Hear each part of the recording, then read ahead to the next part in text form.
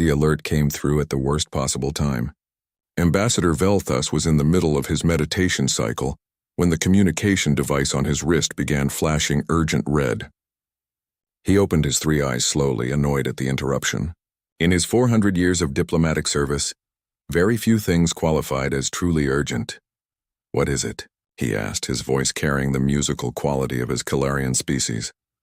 "Sir, we have detected a new species," the voice on the other end said quickly. "They have achieved faster than light travel. The Council has authorized immediate first contact."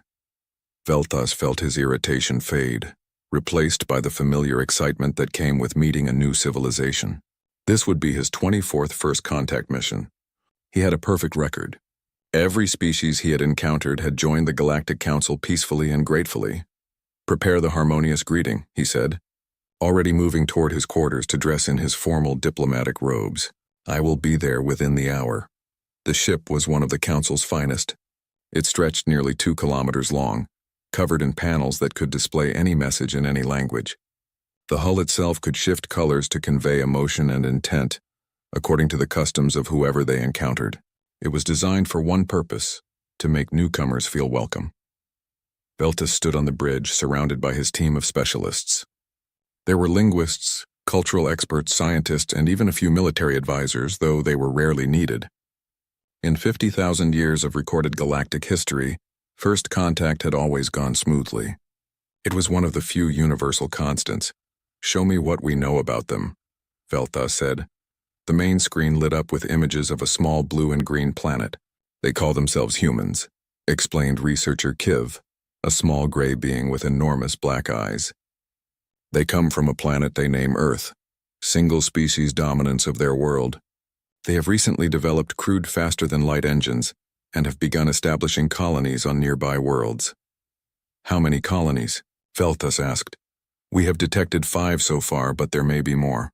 Their expansion rate is quite rapid for a newly emerged species." Velthus nodded. Rapid expansion was common. Most species, once they discovered FTL travel, rushed to claim as many worlds as possible before making contact with the galactic community. It was a kind of cosmic land grab, and the Council understood it well. "Where are they now?" "We have intercepted one of their colony ships near the star system they call Proxima Centauri. It is heading toward a planet suitable for their biology." "Excellent. Take us there. Prepare the standard first contact package." The journey took only a few hours. The harmonious greeting dropped out of FTL space directly in the path of the human vessel. Velthus watched the screens as the human ship came into view. It was ugly by galactic standards, all hard angles and exposed machinery. It looked like it had been built by someone who cared only about function and nothing about form. "Begin transmission," Velthus ordered. The communications officer nodded. Instantly, the harmonious greeting began broadcasting in every frequency, using 10,000 different languages from across the galaxy. The messages were simple: greetings, peace, friendship, welcome to the galactic community. The hull of the ship shifted through colors meant to convey joy and warmth, mathematical sequences that proved intelligence, and peaceful intent scrolled across every display. They waited. The human ship continued on its course without changing speed or direction. "Perhaps they need time to process the information," suggested Kiv. "Their technology is primitive. They may not have proper translation equipment." "Transmit the galactic accord," Velthus said. "Send it in their own languages." "We intercepted their broadcasts. We know they use several primary languages, but one called English seems dominant."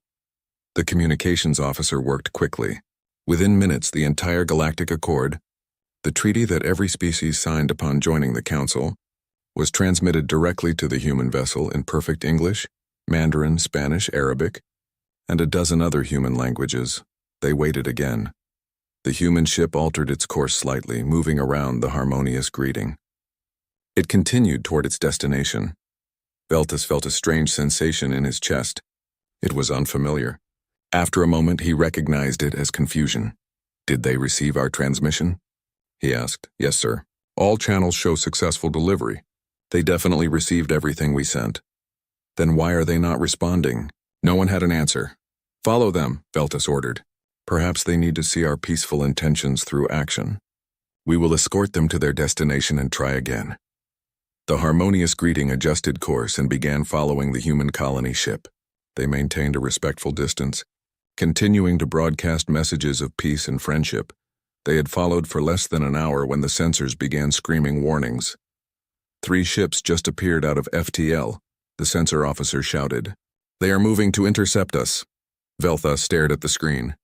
3 human warships, each about half the size of the harmonious greeting, had positioned themselves between his vessel and the colony ship.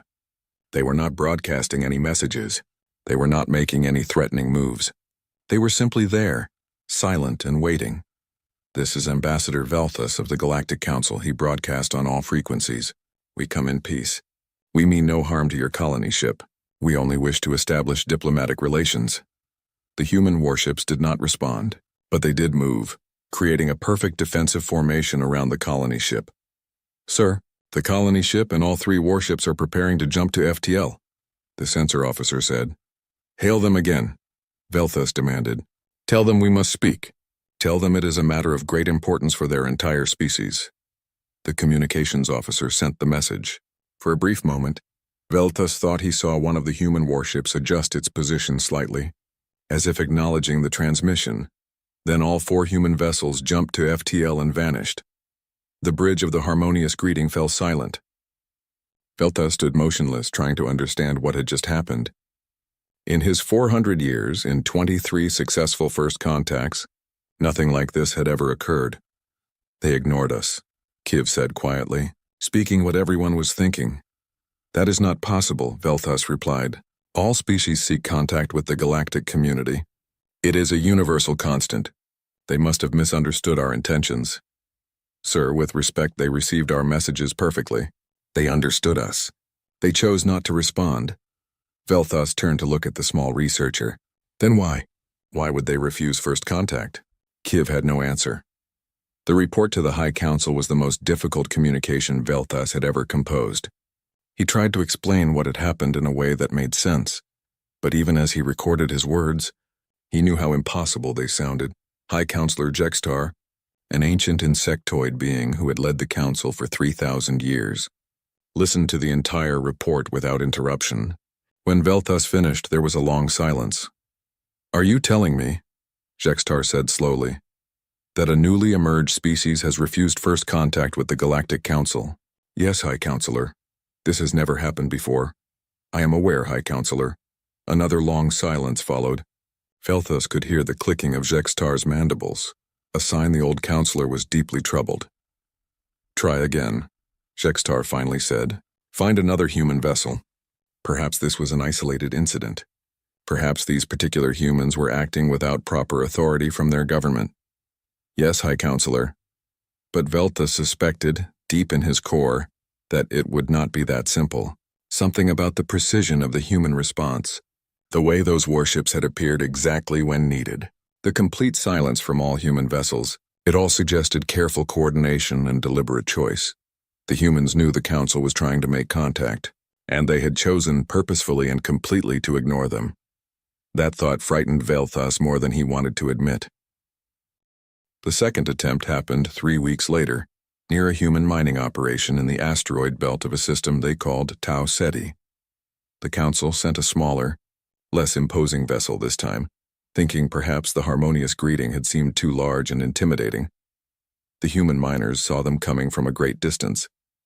By the time the Council ship arrived, the mining platforms had been abandoned and 4 human defense ships were waiting. Once again, there was no communication.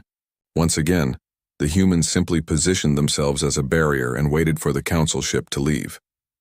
The third attempt was near a human research station. The fourth was at a colonial world.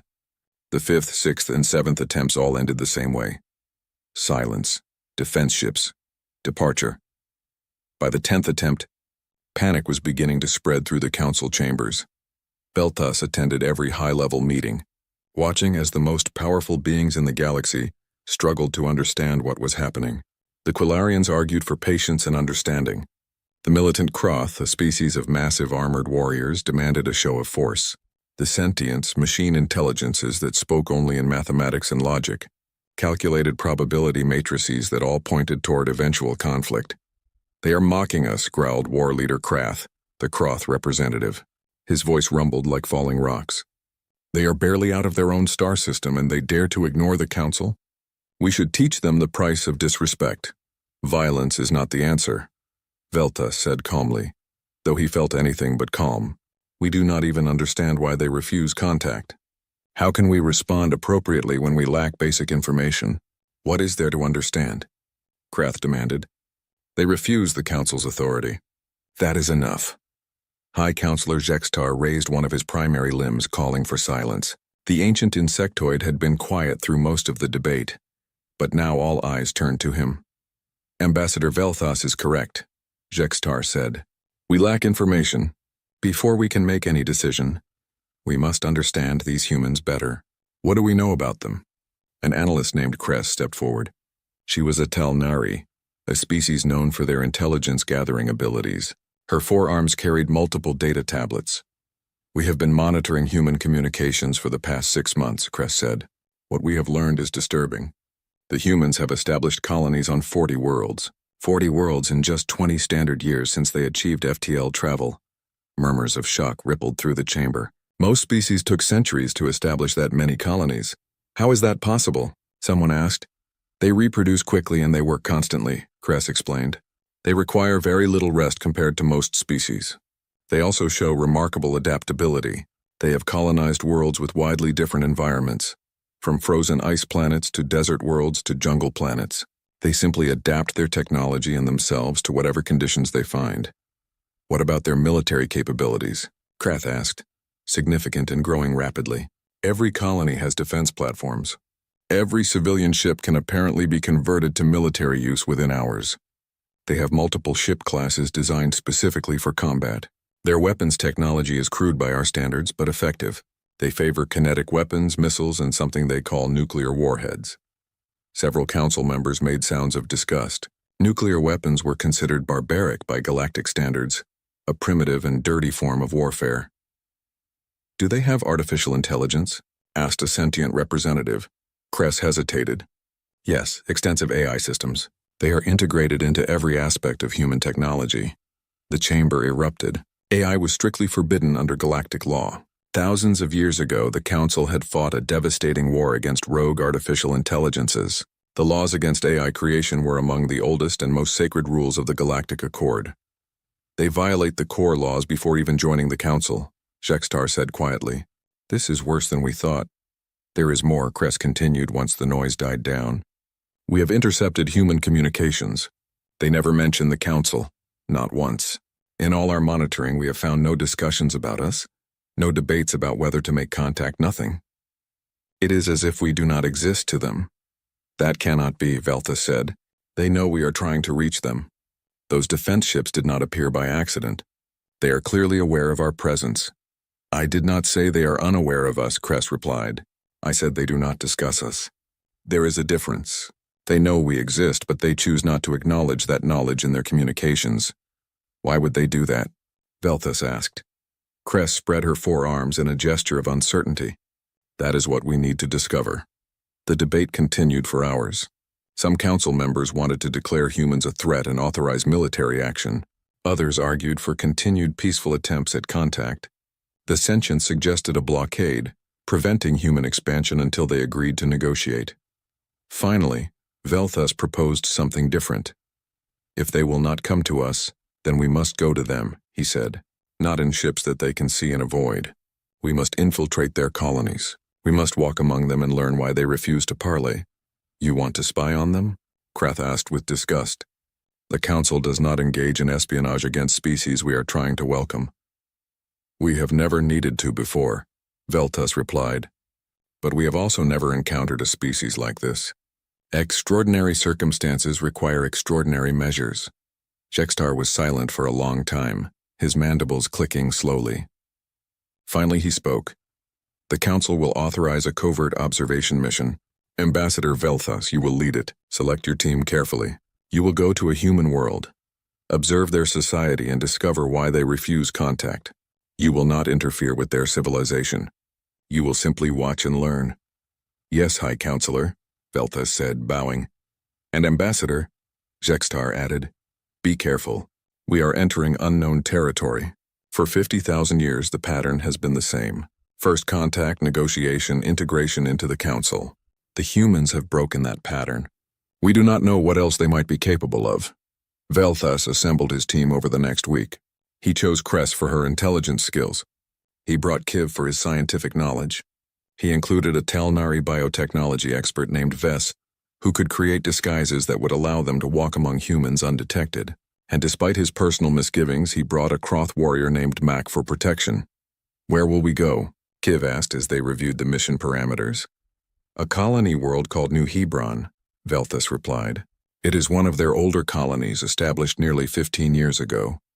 It has a population of 2 million humans, large enough that we can move unnoticed, but small enough that it might be easier to gather information. The disguises will be perfect," Vess assured them. "I have been studying human biology. I can make you appear completely human, at least externally. You will need to be careful about your behavior, but physically you will be indistinguishable from them." "How long will the transformation take?" Mac asked.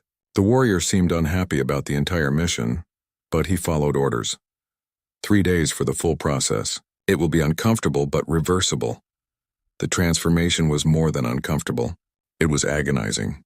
Velthus felt his body change, bones shifting, skin texture altering, even his perceptions changing as his 3 eyes merged into 2 human eyes. When it was over, he looked in a mirror and saw a tall human male with dark hair staring back at him. It was deeply disturbing. The others underwent similar transformations. Cress became a human female with red hair. Kiv became a short human male with pale skin. Mac became a large, muscular human male who looked like he could break most things with his bare hands. Vess remained on the ship, monitoring them and ready to assist if needed. They took a small, unmarked shuttle down to New Hebron. The planet was beautiful, with vast oceans and green continents. The main settlement was a city of gleaming towers and bustling streets. It looked prosperous and well organized. "Remember," Velthus said as they prepared to exit the shuttle, "we are here only to observe and learn. Do not reveal who you are. Do not interfere with their society. We are ghosts." They stepped out into the human city, and Velthus felt the weight of countless questions pressing down on him. Somewhere in this place was the answer to why humans refused to parley with the galaxy. He intended to find it. The first thing Velthus noticed about humans was that they moved with purpose. Every person on the street seemed to have somewhere important to be. They walked quickly, talked quickly, even ate quickly. It was exhausting just watching them. The second thing he noticed was that they were loud. Human cities were filled with noise. Vehicles, construction, conversations, music, advertisements, everything produced sound. His human ears, far less sensitive than his natural Quillarian hearing, could barely process it all. "They are so energetic," Kiv whispered as they walked down a main street. "Do they ever rest?" "There." Cress pointed to a large building with official-looking architecture. "That is a government building according to the signs. If we can access their records, we might learn what we need." "How do we get inside?" Mac rumbled. "We have no credentials, no authorization," Cress smiled. "Leave that to me." She approached the building confidently and struck up a conversation with a human guard at the entrance. Velthus watched in amazement as she laughed and joked with the human, and within minutes, she had convinced him that they were visiting researchers from another colony who had lost their identification cards. "System's been having problems all week," the guard said sympathetically. "Go on in. Just check in with the main desk." They were inside. The building was full of busy humans rushing between offices. No one paid any attention to 4 strangers wandering the halls. Cress led them to a records room where rows of computer terminals stood ready for use. "Can you access their systems?" Velthus asked. "Already doing it," Cress replied, her fingers moving across the keyboard with practiced ease. "Their security is adequate but not exceptional. I am searching for any mentions of the Galactic Council or First Contact protocols." They waited tensely while Cress worked. Minutes passed. Then she froze, staring at the screen. "What is it?" Velthus asked. "I found something," she said quietly. "You need to see this." They crowded around the terminal. The screen showed a government document dated 18 months ago. The title read, "Official Response to Galactic Council Contact Attempts." Velthus felt his human heart beating faster. They know. They have always known. Cress scrolled through the document. It was extensive, running to hundreds of pages. It contained detailed analysis of every council transmission, translations of the Galactic Accord, historical research into council practices, and most shocking of all, a unanimous vote by Earth's united government. The vote was simple and direct. Refuse all contact with the Galactic Council. But why? Kiv asked, reading over their shoulders. Why would they refuse? Cress continued scrolling until she found a section labeled Reasoning and Justification. She began reading aloud. After extensive analysis of the Galactic Council's proposed treaty, known as the Galactic Accord, the Security Committee has identified numerous clauses that would severely restrict human sovereignty and independence. These clauses include mandatory restrictions on military development, population control measures, economic integration under Council authority, and most concerning, the establishment of the Galactic Council as the supreme governing authority over all member species. Velthus felt something cold settle in his stomach. He had presented the Galactic Accord hundreds of times to dozens of species. He had always described it as a treaty of mutual cooperation and benefit. He had never thought about how those same words might sound to a species that valued independence above all else. Cress continued reading. The committee has reviewed the historical record of council member species. In 50,000 years of recorded history, not one member species has ever successfully challenged council authority or withdrawn from the accord. Member species are prosperous and safe, but they also show remarkable stagnation in technological and cultural development. Innovation is managed, expansion is controlled. While this system provides stability, it does so at the cost of genuine independence.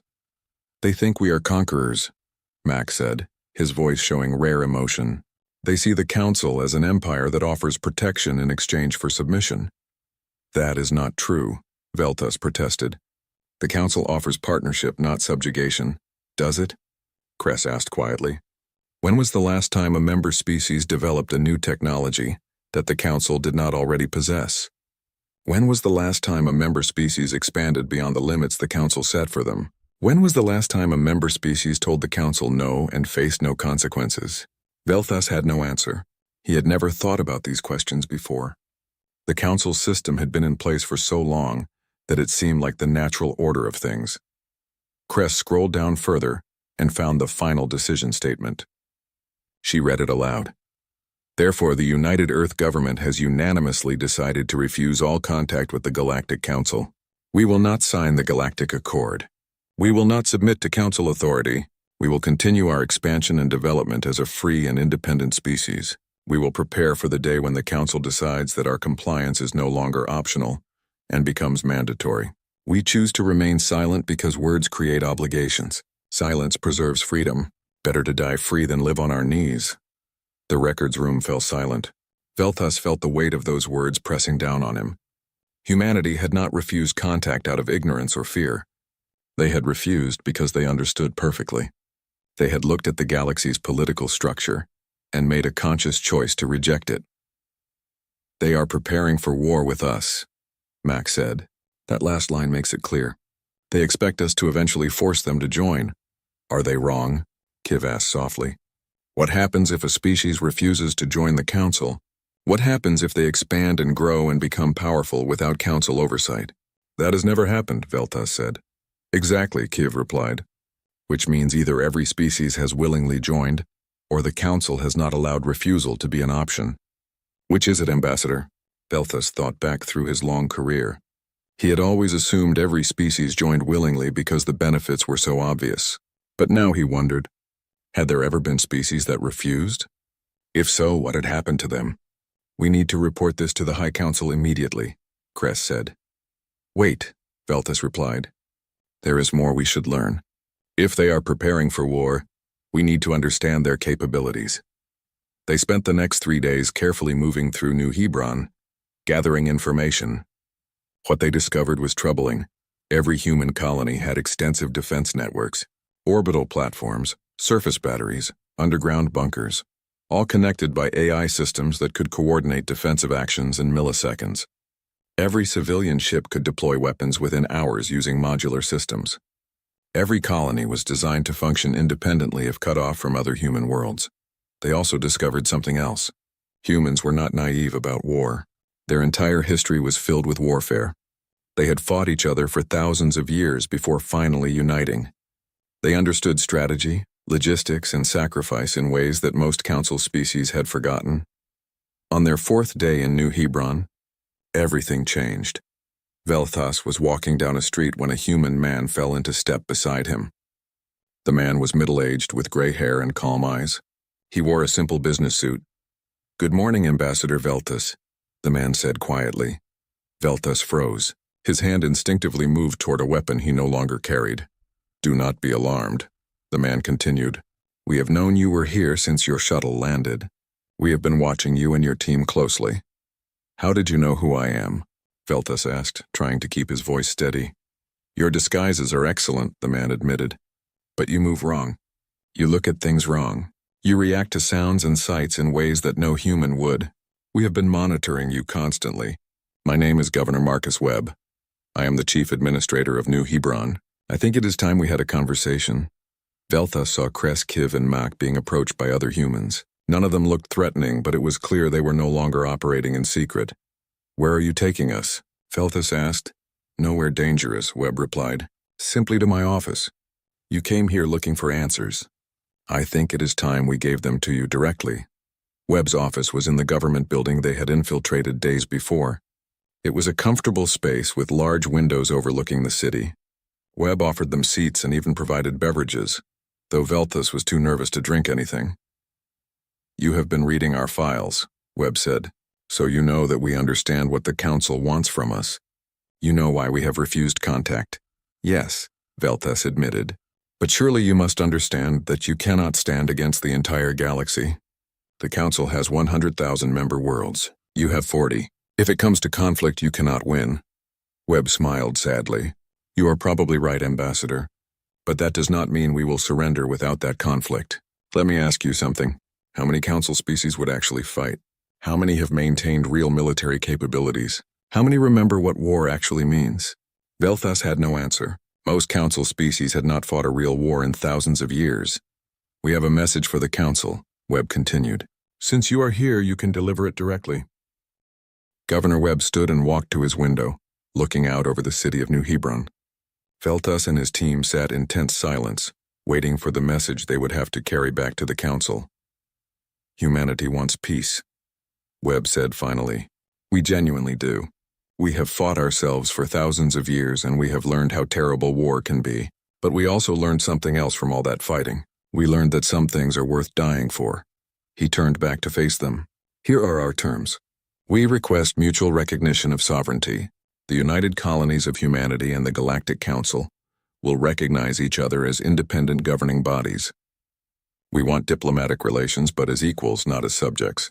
We want trade agreements, cultural exchanges, scientific cooperation, all the benefits of galactic civilization, but without surrendering our right to govern ourselves." "The Council will never accept that," Velthas said quietly. "The entire system is built on the Galactic Accord. If we allow one species to refuse it, others will follow. The order that has maintained peace for 50,000 years will collapse." "Then perhaps that order needs to collapse," Webb replied calmly. "An order built on mandatory compliance is not peace, Ambassador. It is control. There is a difference. And if the Council refuses your terms," Kress asked, "then we ask that you leave us alone. We will stay in our space. You stay in yours. We will not seek conflict. And if the Council cannot accept that either," Mac rumbled. Webb's expression hardened. "Then the Council will be making a choice to initiate hostilities against a species that only wants independence. We will defend ourselves. We will make it costly. We will make it bloody. And we will make sure that every species in the galaxy knows that the Council attacked us for refusing to surrender our freedom." "You would make the Council appear as aggressors," Velthas said, understanding dawning. "You would turn galactic opinion against us." "We would tell the truth," Webb corrected. "The Council has many member species. How many of them truly understand what they agreed to when they signed the Galactic Accord? How many would start asking questions if they saw another species fighting for the right to self-determination?" Velthas felt the political implications spreading out like ripples in water.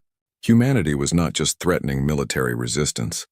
They were threatening to destabilize the entire Council by exposing the truth about how the system actually worked. "You have 30 days to respond," Webb continued. We are giving the Council 1 month to decide whether it wants peace with an independent humanity or war with us.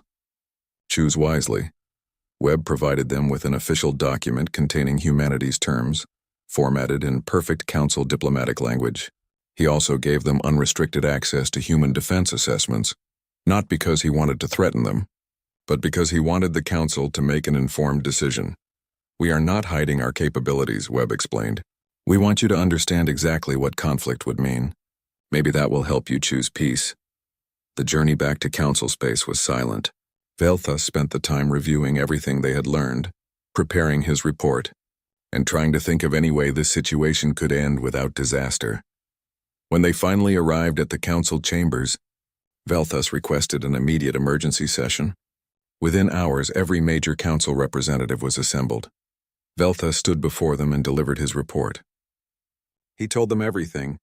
The humans knew about the Council from the beginning. They had analyzed the Galactic Accord and rejected it. They were preparing for war. They had given the Council 30 days to respond to their terms. The chamber erupted into chaos. This is an outrage, War Leader Krath roared. They dare to give the Council an ultimatum? They dare to threaten us? They are not threatening, Velthus said wearily. They are preparing. There is a difference. They hope for peace, but they are ready for war. Then we should give them war, Krath growled. We have 100,000 worlds. They have 40. We will crush them in days, will we? Velthus asked. How many of our member species maintain real military forces? How many have ships designed for actual combat rather than ceremonial displays?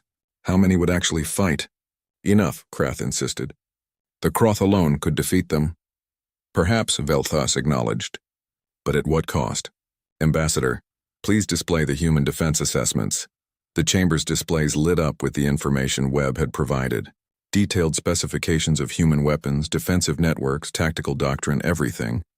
A sentient representative processed the data and spoke, its voice a emotionless mathematical calculation. Analysis indicates that military action against humanity would result in victory for Council forces with 97% probability. However, projected casualties range from 100 billion to 300 billion lives. Estimated economic cost would destabilize the Council for 3 to 5 generations. Probability of member species requesting treaty renegotiation following such a conflict, 82%. The chamber fell silent. 100 billion lives. The number was staggering. They cannot possibly inflict such casualties, someone protested. They are so few and we are so many. They do not need to destroy our fleets, the sentient explained. They need only to make occupation impossible. Human colonies are designed for independent operation. There is no centralized infrastructure to capture, no capital world to conquer. Each colony must be taken individually, and each is heavily defended. Furthermore, human tactical doctrine emphasizes guerrilla warfare, resource denial, and what they call scorched earth policies. They would make every world we take a graveyard, and they would make us pay for each one. This is insane, a Calarian representative said. They would sacrifice everything rather than accept peace and prosperity under Council governance? Yes, Velthus said simply. That is exactly what they would do. Because to them, it is not prosperity if it comes at the cost of freedom. High Counselor Zextar had been silent throughout the debate, his ancient mandibles clicking slowly. Now he raised a primary limb for silence. The humans have presented us with a dilemma, Zextar said. If we accept their terms, we acknowledge that species can exist outside the Galactic Accord. This breaks the foundation of our order. If we refuse their terms and leave them alone, we show weakness. Other species may follow their example. If we attack them, we become aggressors against a species that only wants independence. Even if we win militarily, we lose politically. Then what do you suggest, High Counselor? Someone asked. I suggest we consider a fourth option, Zextar replied. What if the humans are right? What if our order needs to change? The chamber erupted again. Accusations of treason and cowardice flew back and forth. Some representatives walked out in protest. Others demanded Zextar's immediate removal from power. But Velthus listened carefully to the old counselor's words, and he thought about everything he had learned on New Hebron. Maybe the humans had not broken the pattern. Maybe they had simply been the first species brave enough to point out that the pattern itself was broken. While the council debated, Humanity was not idle. On the 30th day after Webb's ultimatum, 40 human colonies simultaneously broadcast a message across all council frequencies. Velthus was in the council chambers when the broadcasts came through. Every screen, every display, every communication device in the building suddenly showed the same image: a simple flag with blue and white stripes and a field of stars. Then a voice spoke, calm and clear in every major galactic language. This is the United Colonies of Humanity. We hereby declare our existence as a sovereign interstellar nation. We seek peace with all who approach us as equals. We will defend ourselves against all who approach us as masters. We extend friendship to all species and worlds that wish to trade, communicate, and cooperate with us freely. We will respect the sovereignty of others, and we expect our sovereignty to be respected in turn. This message is being broadcast from 40 worlds simultaneously, and will continue until acknowledged. We await the Galactic Council's response. The broadcast repeated. It did not stop. Every human colony transmitted continuously, making sure every ship, every station, every world in council space heard their declaration. They have outmaneuvered us, Velta said quietly to Kress, who stood beside him. By declaring themselves publicly, they have made this a galactic issue, not just a council matter. Every species will hear this. Every species will wonder what the council will do. What will we do? Kress asked. I do not know, Velthus admitted, but we have less than a day to decide. The humans gave us 30 days to respond. Today is day 30. High Counselor Jextar called for another emergency session. Every council representative attended, even those who had walked out before. The chamber was packed with beings from across the galaxy, all waiting to hear what decision would shape the future. Jextar stood at the center of the chamber, his ancient form seeming to carry the weight of 50,000 years of history. The humans have forced us to confront a truth we have long avoided, he said. Our order, our peace, our prosperity, it has all been built on a simple assumption, that every species would willingly accept council governance in exchange for the benefits we offer. The humans have challenged that assumption. They want the benefits without the governance. War Leader Krath stood abruptly, his massive armored form towering over the other representatives. High Counselor, with respect, you speak of adaptation when we should speak of strength.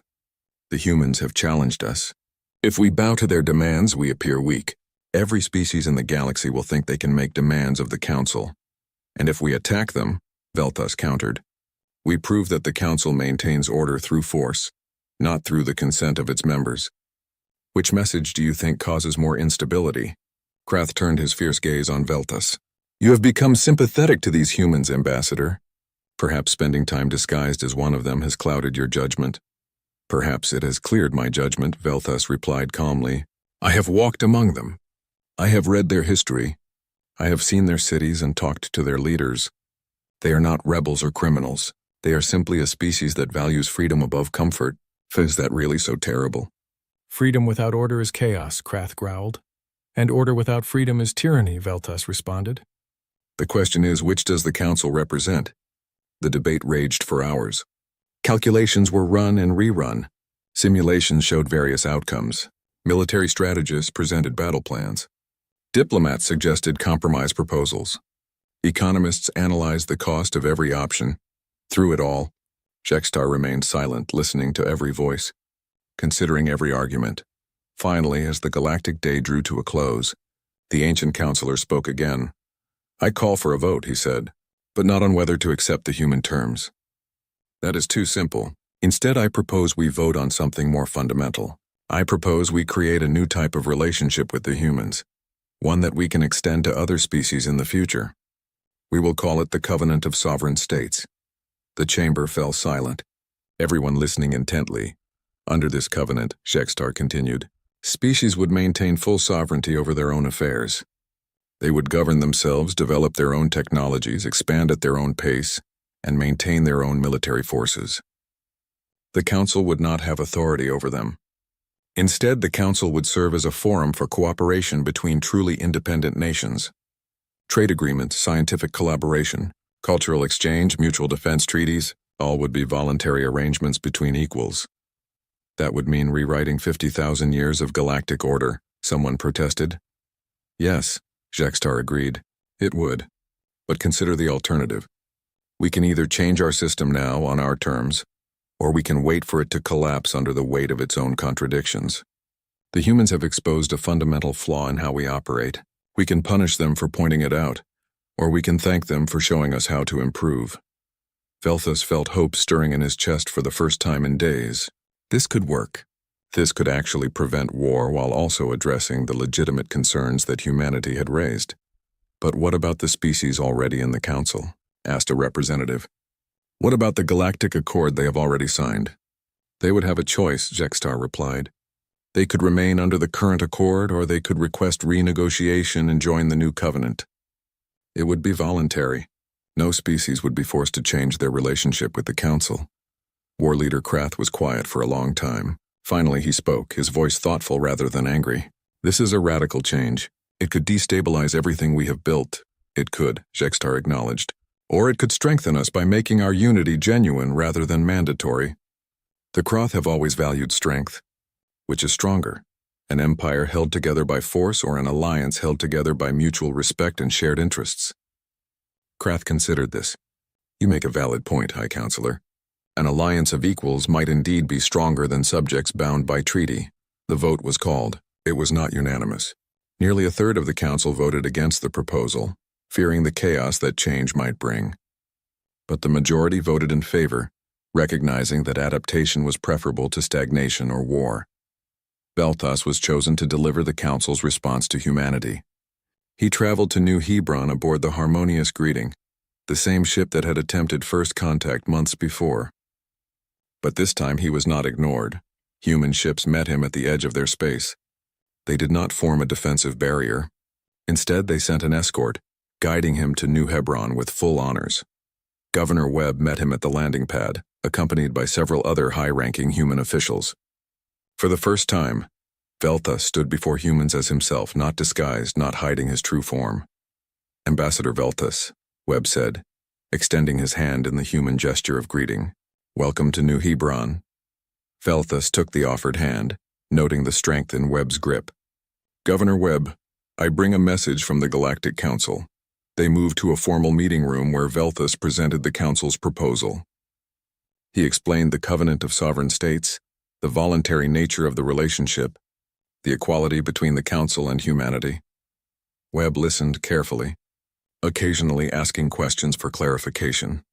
When Velthus finished, Webb was quiet for a long moment. This is not what we expected, Webb finally said. We thought you would either accept our terms grudgingly or you would attack. We did not expect you to propose something even better than what we asked for. The Council is capable of wisdom, Velthus said with a slight smile. It simply takes us longer to reach it than it should. There is one problem, Webb said. Your proposal extends this covenant to other species. What if the human example causes other council members to request renegotiation? What if your entire system collapses? Then perhaps it deserved to collapse, Velthus replied. Governor, I have spent 400 years helping species join the council.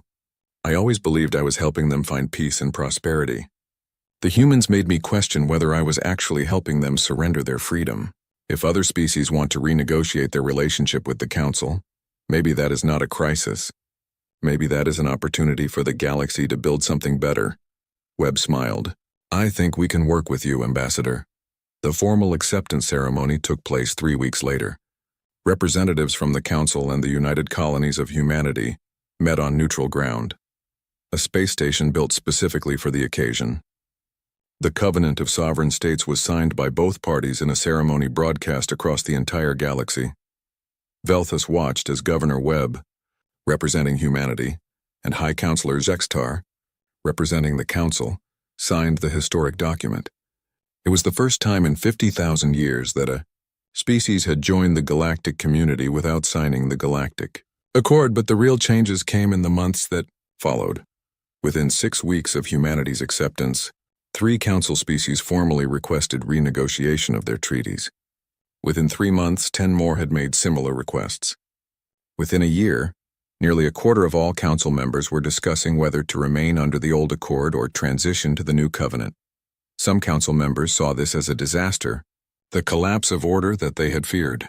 But others, like Velthus, saw it as an evolution that was long overdue. The galaxy was changing. The rigid hierarchy that had maintained stability for millennia was giving way to something more flexible and dynamic. It was chaotic and uncertain, but it was also vital and alive in a way the old order had not been for thousands of years. Velthus found himself busier than ever, helping species navigate the transition from the old system to the new one. It was challenging work, but it was also deeply satisfying. For the first time in centuries, he felt like he was helping species grow, rather than managing them. 1 year after the signing of the covenant, Velthus returned to New Hebron. The city had grown significantly, with new towers reaching toward the sky and new districts spreading across the landscape. Humanity was expanding, innovating and thriving in ways they never could have under the old Galactic Accord. Governor Webb met him at the landing pad again, and they walked through the city together, talking about the changes that had swept across the galaxy. "You know," Webb said as they watched humans and aliens from a dozen species moving freely through the streets, "when we first refused contact with the Council, we thought we might be starting a war. We never imagined we might be starting a revolution instead." "Not a revolution," Velthus corrected gently, "an evolution. Revolutions are violent and destructive. What you started was a conversation about what the galaxy could become. Has it been worth the chaos?" Webb asked. Velthus thought about the question carefully. The past year had indeed been chaotic. There had been disputes, conflicts, and uncertainties as the galaxy adjusted to new realities. Some species struggled with the transition. Some relationships became strained. The Council had lost some of its centralized power and authority, but he also thought about the innovation he had witnessed. The new alliances being formed, the genuine friendships developing between species that previously had only formal diplomatic relations. He thought about member species that were rediscovering their own cultural identities after centuries of conformity. He thought about the energy and enthusiasm that came from genuine cooperation rather than mandatory compliance.